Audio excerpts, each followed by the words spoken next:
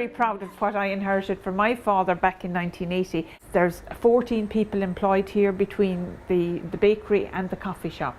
In Cappoquin, when my father was a child, there was 7 or 8 bakeries there because people didn't have the variety of food that we have today.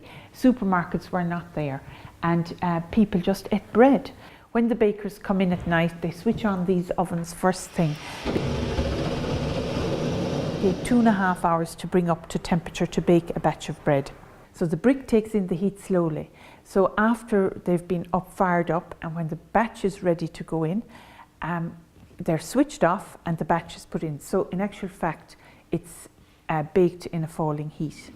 They're commonly known as a wood-fired oven. In the 50s, they were converted to oil.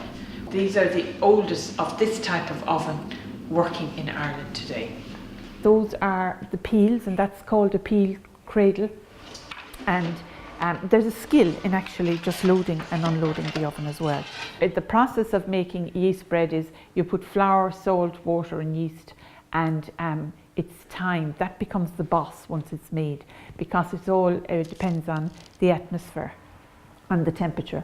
But if it goes through the prover and comes out, it's knocked back. In baking bread, you have the knocking back process. So you let it grow and then you knock it back, and it's more slowly developed. So that means that it's more digestible. The temperature and the moisture in the air affects making bread. Even your mood affects making the bread. There was a time when we had 4 different people who made the scones in the morning, and I could tell on the morning who made the scones, because the character of the person came through on the scones. Barrons' signature bread. It's the turnover.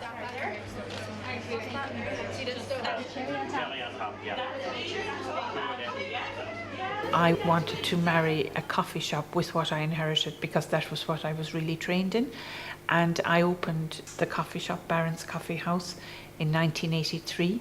We survived the 80s. It was rough times, but we had added on the coffee shop at that time, and it helped to keep us afloat.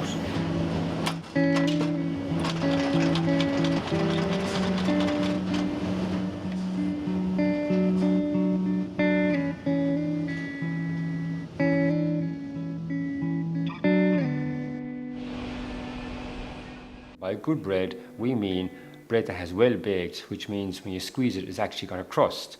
Modern day bread, when you squeeze it, it's squashy.